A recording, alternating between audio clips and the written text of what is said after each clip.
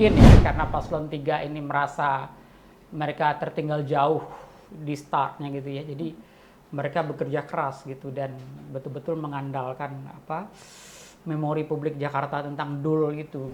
Memang Pak Jokowi itu masih memiliki kemampuan endorsement yang relatif tinggi. Meskipun itu kan basisnya PDIP ya.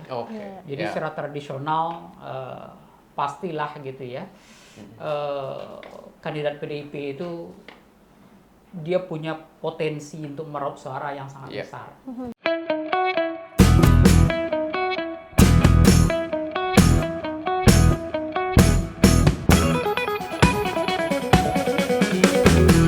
Hai Sobat Bisnis, kembali lagi di Ngeklik, tetap asik ngobrolin politik. Hari ini bersama saya Ajeng Dinanti dan tentunya tidak sendirian kalau di Ngeklik sudah bersama dengan rekan saya. Stefanus Arif Setiaji. Ini dia nih, a.k.a. kita manggilnya Mas Arif. Ini, ya boleh. Ini kan sebentar lagi pilkada ya? Pilkada 27 November. 27 November. Ya. Nah ini debat pun juga sudah berlangsung. Debat ya beberapa udah ada yang sampai 2 kali, menuju 3 kali. Makanya sampai di detik-detik terakhir menjelang pilkada, pengen tahu nih responnya masyarakat tuh seperti apa dan elektabilitas masing-masing calon tuh seperti apa. Makanya hari ini kita sudah hadir di kantornya Populi Center dan tentu akan berbincang bersama Direktur Eksekutif Populi Center, Bapak Afri Madona. Terima kasih sudah mengizinkan kami untuk mampir di Populi Center. Nah ini kayaknya kalau dilihat dari pesta politik kali ini di November tanggal 27 nanti kan kita kan pilkada serentak ya Pak ya? Iya. Dinamikanya seperti apa Pak setelah debatnya sudah berlangsung? Di mana dulu nih? DKI? Kita ngobrolin DKI Jakarta. DKI dulu deh. Yang deket dulu, yang iya, rame, betul. pusat ibu kota, pusat ini ya, epicentrum of politik katanya. Iya. Kalau DKI perkembangannya gimana? Iya, secara umum sebenarnya, pertama saya mau ucapkan terima kasih juga ya sudah main ke Populi Center. Secara umum sebenarnya DKI Jakarta debat itu tidak terlalu banyak mengubah keadaan sebenarnya karena di bawah sepertinya pergerakan mesin-mesin itu lumayan oke gitu ya. Jadi kalau ada misalnya tim Pramono Anung misalnya kalau ditanya gitu, kenapa kok bisa meningkat signifikan? Kan dari survei terakhir kalau kita lihat ada peningkatan yang cukup signifikan ya. Di kubu paslon 3 gitu. Dari sebelumnya sama sekali mungkin tidak terkenal ya. Tidak terkenal gitu. Nol lah, bermodal 0%. Iya, bermodal 0 gitu ya. Yang proses menuju pencalonan pun gonjang-ganjing dan sebagainya gitu. Tapi sekarang lumayan kompetitif paling tidak gitu ya, meskipun di beberapa survei diperlihatkan agak lebih tinggi, tapi kompetitif intinya dalam margin of error begitu. Nah kalau ditanya mereka apakah itu efek debat gitu, ya mereka pasti akan bilang ini efek kerja keras di bawah gitu, karena tim mereka banyak yang turun ke bawah gitu ya, dan kalau kita lihat di mana-mana kan poster paslon 3 juga lumayan gesit ya, lumayan banyak ya. Mungkin hampir sama dengan paslon 1 lah, 01 begitu. Jadi secara umum ya saya pikir mungkin ya karena paslon 3 ini merasa mereka tertinggal jauh di startnya gitu ya. Jadi mereka bekerja keras gitu dan betul-betul mengandalkan memori publik Jakarta tentang DUL gitu. Dan Bang Dul. Gitu. Pengaruhnya cukup besar ya sosok. Saya pikir cukup besar karena di beberapa survei memperlihatkan yang paling populer itu memang Bang Dul ini gitu. Bang Dul ya? Iya. Jadi sinetron Dul anak sekolahan itu ternyata masih memori kuat sekali ya? Iya, masih kuat sekali memorinya. Apalagi sering diputer-puter kata-kata babe gitu yang sekali-kali dong jadi gubernur ya, warga Betawi ya gitu. Mencoba jadi gubernur ya. Tapi nggak jadi gubernur dia, wakil. Iya. Tapi menurut Pak Afri apa sih yang bikin pasangan Pramono Anung dan Rano ini bisa signifikan cepat gitu? apa pertimbangan ya selain mesin-mesin di bawah tadi yang sangat bekerja keras gitu? Apakah mungkin akhirnya efek debat itu, oh warga Jakarta keren juga nih programnya? Iya, kalau dari segi program ini agak kompetitif gitu ya. Karena kedua-duanya menawarkan program yang yang cukup baik lah begitu ya. Meskipun terkadang program program paslon 1 terdengar agak dibilang bombastis juga enggak, tapi something yang mungkin agak wah juga gitu ya. Bikin menjadikan wilayah menjadikan kota festival dan lain sebagainya gitu ya. Itu mungkin sangat bagus gitu ya, tapi bagi kebanyakan publik ya di Jakarta ini kan kata orang ceruk terbesar itu ya memang kelompok menengah ke bawah dan miskin gitu ya. Sehingga bagi mereka program yang lebih menyasar ke kebutuhan mereka mungkin itu jauh lebih penting. Itu jauh lebih penting gitu. Banyak yang lebih memilih realistis ya dibanding mentereng ya. Lebih lebih realistis ketimbang proyek-proyek yang lebih mentereng dan mungkin bias ke kelas menengah atas gitu ya. Plus juga mungkin gurauan-gurawan. Jadi memang everything yang keluar dari mulut kita itu kadang bisa terpolitisasi dengan ini gitu ya, di era-era sekarang ini gitu. Jadi kesalahan-kesalahan candaan-candaan yang mungkin misal dari Pak Suswono gitu ya, itu kan gampang dipolitisasi, digoreng dan sebagainya. Dibikin meme bikin reels gitu kan, seolah wah jadi ini.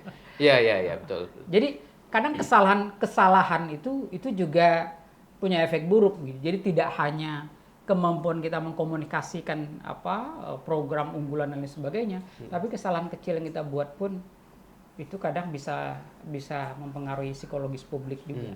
Iya. Tapi kemarin kan kalau kita lihat pasangan 01 itu Pak Ridwan Kamil ya, Kamil dan Pak Suswono, terutama Pak Ridwan Kamil ya, bertemu dengan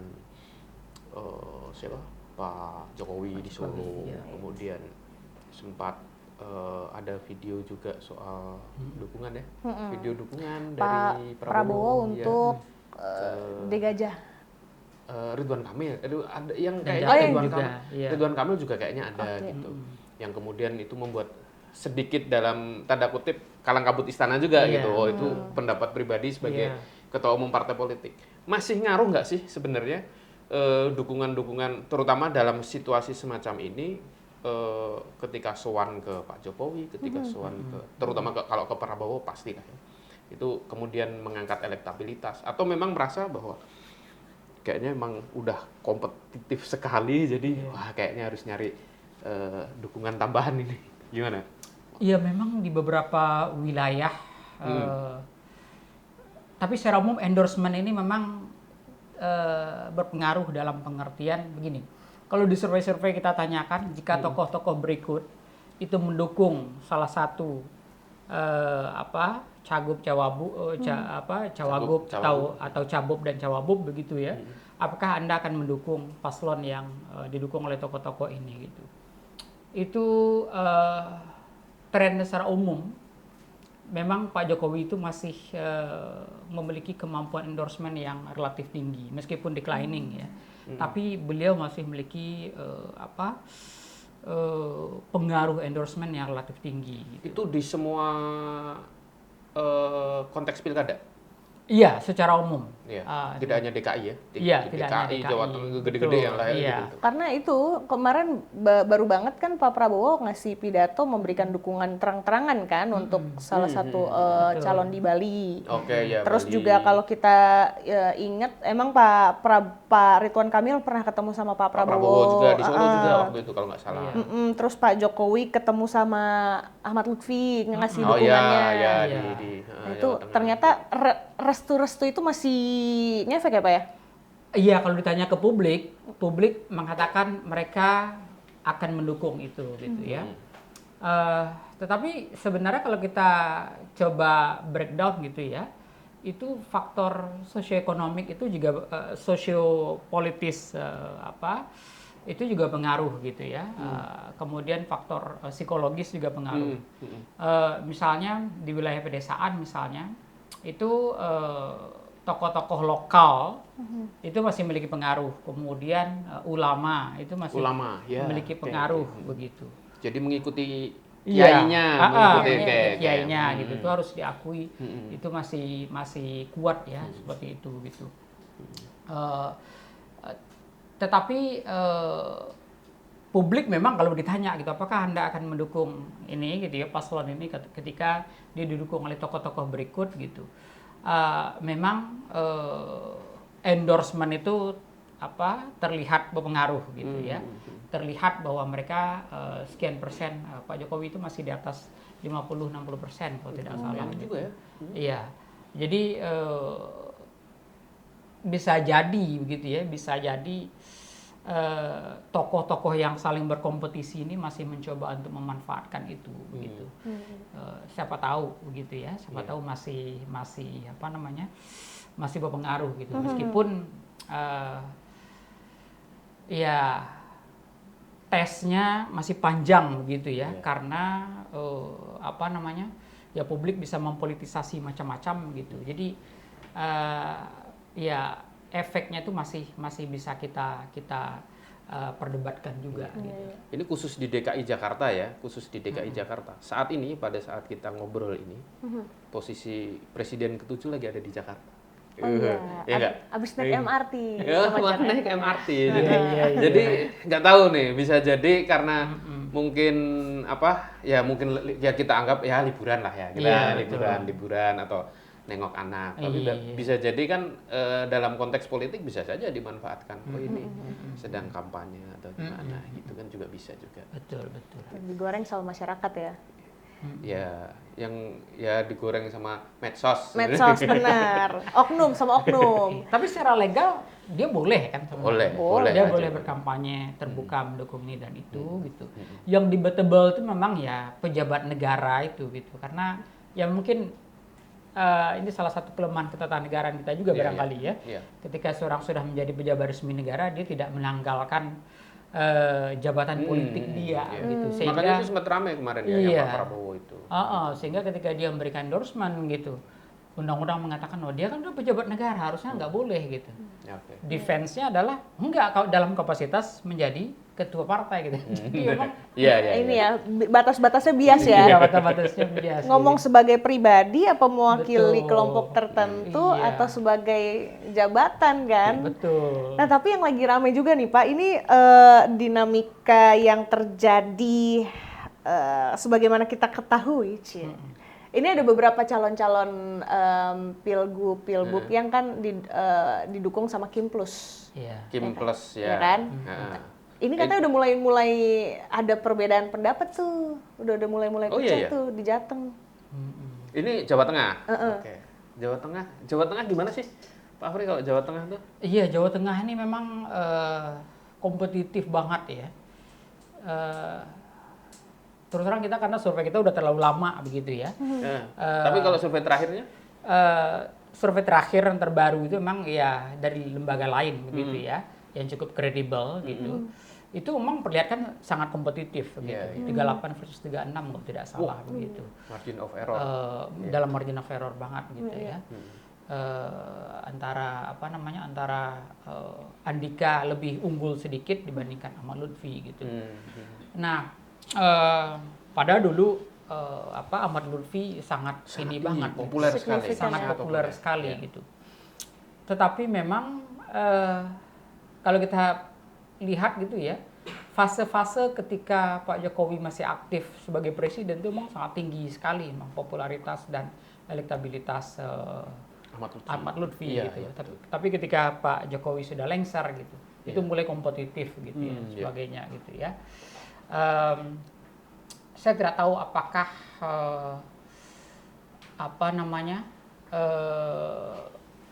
incumbency posisi resmi itu mempengaruhi Pak Jokowi masih aktif atau versus tidak aktif gitu, ataukah mesin partai yang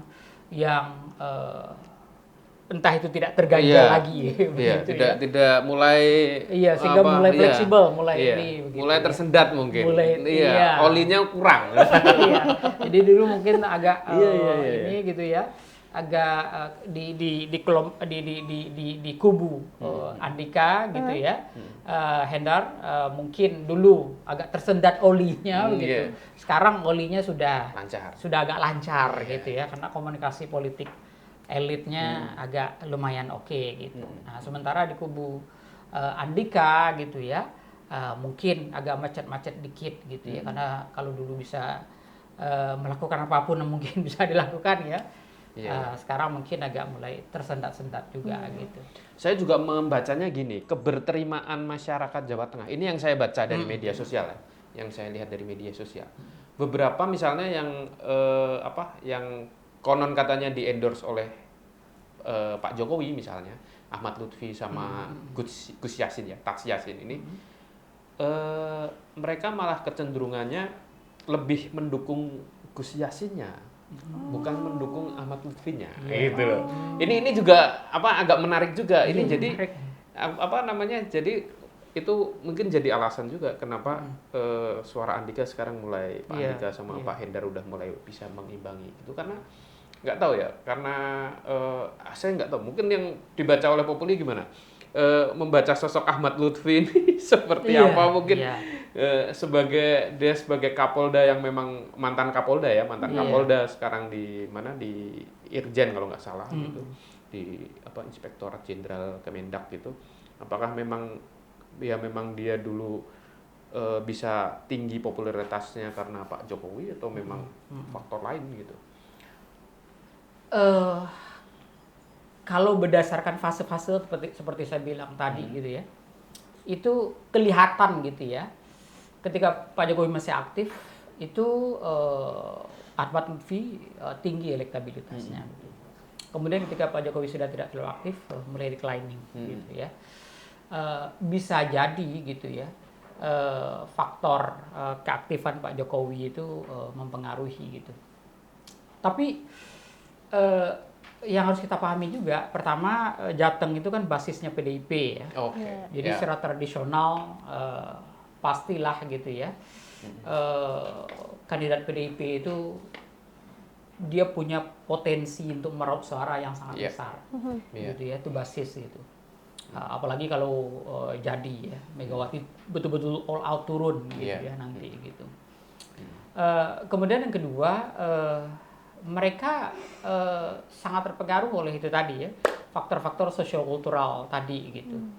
Jadi orang yang embeddedness-nya lebih kuat di society secara keseluruhan kayak Gus Yassin gitu ya, itu pasti jauh lebih pengaruh ketimbang Ahmad Lutfi gitu ya. Meskipun sebenarnya kalau menurut saya pribadi ya ini pasangan ideal sebenarnya. Kenapa ideal? Ahmad Lutfi gitu, itu punya koneksi kuat dengan pemerintah pusat gitu. Jadi paling tidak mungkin PSN ke depan itu bisa diamankan gitu. Dan PSN kan ya punya efek ekonomi lah ya. Jadi mereka bisa kapitalisasi itu kalau mau gitu. Sementara backupnya adalah ulama gitu, orang yang embedded di dalam masyarakat. Jadi harusnya mereka bisa kapitalisasi itu dengan baik gitu. Pernah jadi wakil gubernur satu periode ya kan? Gitu ya. Jadi performansnya di pemerintahan ada, kemudian di masyarakat punya image gitu ya, kultural yang kuat gitu ya. Harusnya bisa di ini gitu. Tapi lagi-lagi ya yang harus kita pahami adalah bahwa ya tadi Jateng itu basis PDIP gitu ya, yang nasionalis tidak terlalu religius gitu ya, tapi nasionalis kuat gitu ya. Dan dan tentu saja PDIP punya kans besar gitu untuk bisa meraup juga gitu. Jadi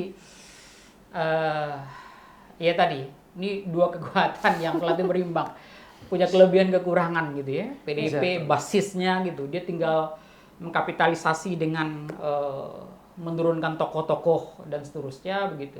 Sementara kubu Ahmad Lutfi gitu, itu harus bergulat dengan merasionalisasi kenapa publik harus memilih mereka gitu. Siapapun yang terpilih di Jateng, Jokowismen bukan? Jokowismen dong. Iya. Harus Jokowismen dong, ya kan?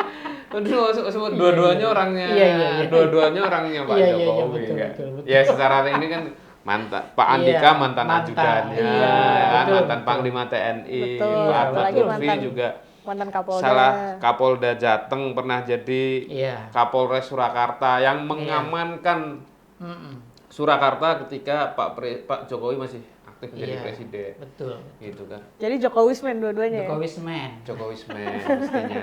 Bahkan waktu pendaftaran kan dianterin sama waktu itu masih sama Gibran. wakil presiden terpilih Oh waktu iya. itu ya. Iya, kan? Mas Jadi Gibran. Jokowismen lah mestinya. Tapi gimana? Jadi siapapun kanan kiri ya. Iya. Iya, gitu. itulah. Aman lah. Gimana Nggak kalau perlu takut harusnya ya. Iya, nggak perlu takut. Nggak Makanya ya kayaknya santai-santai saja Iya, kalau datang.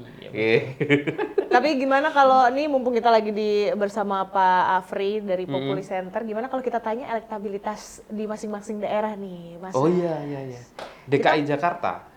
Langsung tembak DKI Jakarta. Iya, saya harus memastikan DKI Jakarta. Tapi DKI Jakarta kira-kira sebelum ke elektabilitas ya, kira-kira 1 putaran, 2 putaran?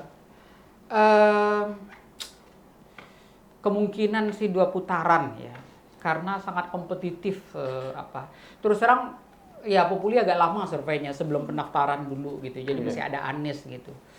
Tetapi tadi survei terbaru yang lebih reliable itu memperlihatkan sangat kompetitif ya, sangat kompetitif gitu antara RK dan Ridwan Kamil Suswono dan versus Pramono Anung dan Rano Karno gitu.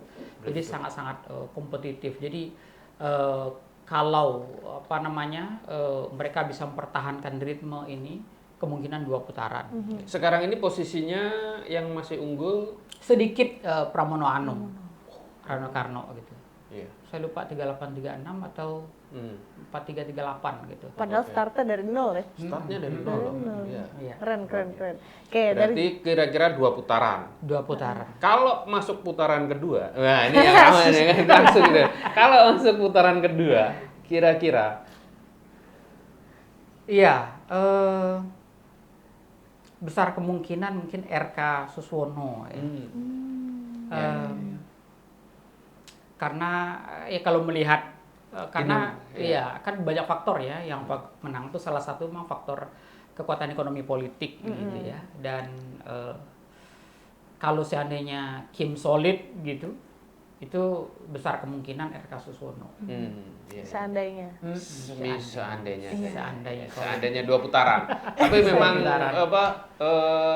nada-nadanya memang 2 putaran. Jadi kemarin kalau ada yang melakukan survei 1 putaran, rasanya ya sebenarnya survei oke-oke aja, bebas-bebas aja. Bebas-bebas aja. 1 putaran, 2 putaran. Betul, Selama kampanye ya oke-oke aja. Gitu. Nah, DKI Jakarta. DKI Jakarta. Tapi yang dominasinya hampir sama-sama kuat menurut aku tuh di Sumatera Utara tuh. Kemarin pas debat lumayan saling sindir menyindir. Oh iya, Sumut 2 kandidat kan. 2 kandidat. Bobi sama petahana Edi Rahmayadi. Ya, Bobi menantu presiden, ya kan, Edi Rahmayadi Mantan gubernur ya. Gubernur periode sebelumnya. Oh, iya. Periode sebelumnya dari dulu diusung Partai Gerindra, sekarang diusung PDIP gitu. Sebaliknya dulu Bobi diusung PDIP, sekarang diusung Gerindra gitu. Cuman bolak-balik aja nih partai yang usung nih. Iya, betul. Tapi memang Sumut juga agak ramai juga. Sampai ada kerusuhan loh kemarin. Iya. Bukan kerusuhan sih. Apa ya? Rame-rame. Ya pokoknya rame Mulai lah. panas lah. Iya, pokoknya dilemparin apa tuh? Pokoknya batu atau. Kalau Pak Afri ngeliatnya antara Bobi dan Pak Edi nih. Saya melihat pertama secara umum memang selera voter ya di wilayah Sumatera Utara tuh untuk memilih itu tidak terlalu tinggi gitu. Jadi kan rata-rata partisipasi politiknya agak rendah ya. Oh gitu ya? Iya di Sumatera Utara gitu. Ya kalau seandainya kompetitif sih harusnya mereka bisa memobilisasi pemilih itu untuk untuk mendukung paslon mereka gitu. Iya. Nah, lagi-lagi dugaan saya begitu ya, faktor ekonomi politik mungkin akan berperan gitu. Ekonomi politik ini apa nih? Iya, jaringan pendanaan, kampanye dan lain sebagainya terus gitu. tebar iya, tebar-tebaran lah. tebar-tebaran, pokoknya tebar-tebaran itulah. Tebar ya. pesona. Tebar pesona. Macam-macam itu. Iya. Iya. Tapi itu ya kita jujur aja itu sesuatu yang real memang. Iya. Karena ya beberapa teman yang menjadi katakanlah mungkin menjadi advisor gitu ya, diminta oleh kepala daerah gitu. Itu dalam rapat-rapat internal gitu. Itu terkadang perdebatannya bukan program apa yang perlu kita desain untuk mempersuade publik gitu. Tetapi berapa uang yang harus kita siapkan gitu. Itu memang ya ada seperti itu gitu. Jadi mereka sibuk pikirin gimana cara mencari pendanaan gitu ya untuk untuk vote buying gitu. Dan banyak studi memperlihatkan memang pengalaman pemilu kemarin itu memang sangat-sangat serius ya, sangat-sangat serius gitu. Kajian-kajian yang dilakukan oleh Bawaslu pun juga memperlihatkan seperti itu gitu. Jadi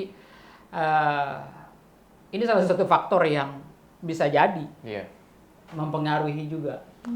Berarti Sumut itu kuat-kuatan modal lah ya?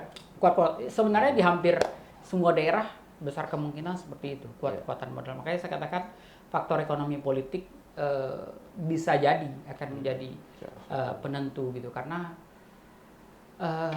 saya nggak tahu ya, karakter masyarakat kita juga makin lama makin pragmatis gitu. Mungkin karena kondisi ekonomi juga gitu ya. Dan sebagai dan publik merasa terbuka aja. Open dengan itu gitu. Iya. Itu juga saya alami. Mereka open. Jadi kalau ditanya kalau ditanya kalau ada tim kampanye yang memberikan uang pada Anda, ya terima aja.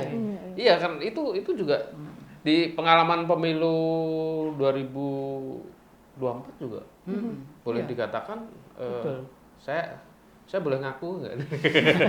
Nggak mau diakui aja, karena ini udah kajian resmi. Kan udah lewat. Bawah saya seluruh termasuk gitu, penerima. Karena pendekatannya kekeluargaan, pendekatannya kekeluargaan. Jadi personal ya. Iya, personal itu masih mending, pertemanan ini keluarga. Mendukung ini. Aduh, keluarga. Iya, betul. Tapi terutama di ini legislatif. Betul. Itu legislatif. Bahkan di legislatif baik itu tingkat pusat, daerah, kabupaten, kota. Gitu. Iya. Nah ini terakhir. Maafkan. Ada pengakuan sobat bisnis. Saya termasuk yang nggak apa-apa lah. Udah lewat ya. Yang Serikandi belum kesebut nih Pak. Jawa Timur. Jawa Timur. Perang Serikandi. Iya. Jawa Timur ini sampai sekarang sebenarnya Khofifah masih leading ya. Kayaknya gitu. Iya, terakhir siapa sih yang leading? Masih Bu Khofifah ya? Masih Bu Khofifah. 60%. Masih tinggi gitu. Karena memang ya harus diakui gitu ya, beliau itu embedded di dalam NU gitu ya, dan Jatim kan ya basisnya gitu ya, basis NU. Jadi faktor ke NU-an itu sudah bisa menjelaskan mengapa beliau kuat begitu ya. Bu Risma beliau punya pengalaman di Surabaya dan seterusnya begitu ya. Tetapi lagi-lagi tadi faktor sosiokultural itu masih kuat sekali. Dan ini menariknya itu Jawa Timur ketika kita kan dulu selalu terkesan dengan gini, kepala daerah dan pasangannya kadang pecah.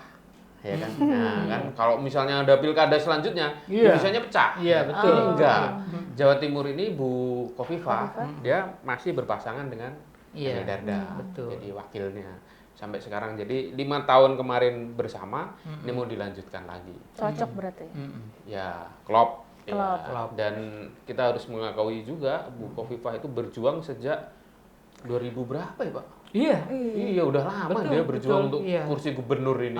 Bahkan ditawarin kursi menteri pun ditolak gitu. Iya. Ditolak, tapi bukannya pernah kan ya? Pernah. Pernah Setelah ya? itu kan cuman menjabat 2 tahun atau 3 tahun, Iya. itu mending pulang ke Iya. Jawa Balik Timur lagi. jadi jadi kepala daerah di sana. Terpilih waktu itu. Sebenarnya di 2 periode atau 1 periode sebelumnya waktu melawan Pak Dekarwo itu juga ketat Iya, sekali betul. saingannya, Betul, gitu. betul. Iya, iya. Kalau Jawa Timur ya kemungkinan akan masih Iya. yang sama Masih ya. solid gitu. Masih Mungkin solid. itu mungkin salah satu pertimbangan dia kenapa dia cukup confident ya untuk bertarung lagi gitu. Berarti kita tunggu hasil pengumuman tuh kapan sih? Ini Kan pilkadanya 27 November, 27. pilkada 27 November, hasil hitung cepat kira-kira sudah diketahui jam-jam 4 sore, 5 sore udah Iya. bisa membaca hasil hitung cepat. Itu nanti daerah-daerah yang gede tuh DKI Jakarta, Jawa Tengah, Jawa Timur, Jawa Barat, Bali, Bali, Banten.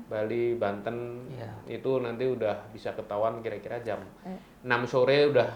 Iya. Biasanya di atas 60% Iya. suara masuk itu Dan sudah relatif stabil. Sudah relatif stabil. Itu biasanya jam berapa, Pak? Jam 6 sore kalau Iya, pilkada bisa jam 6 atau jam 7. jam 7 ya. Jam 7. Jadi kita paling tidak sudah bisa membaca itu. Betul. Setelah itu nanti pengumumannya agak nggak tahu ya Iya, pengumumannya pertengahan kapan. Desember kayaknya. Pertengahan Desember. Iya. Karena rencananya semua kepala daerah hasil pilkada itu akan dilantik di Januari ya. Januari. Januari. Ya. Ya udah kalau begitu terima kasih sobat bisnis yang sudah nonton. Terima kasih juga pada Pak Pak Afri. Afri Madona, kasih terima juga. kasih sekali Ya, sudah terima kasih. berkenan menjadi tamu kita. Yes, jangan lupa sobat bisnis 27 November 2024 gunakan hak suara Anda. Gunakan hak pilih, jangan sampai golput. Iya, Gitu. itu dia. Suara kita menentukan masa depan Indonesia. Hey, ya udah kalau gitu Kayak Ajeng Dinanti apa, pamit. kan? Saya Stefanus Setiaji, terima kasih. Sampai bertemu di Ngeklik, tetap asik ngobrolin politik. Bye Iya, bye. ngeklik. Terima kasih Pak Ngeklik Afri. kayak- Iya, terima kasih. Iya. Terima kasih, Terima Pak. kasih, Mas.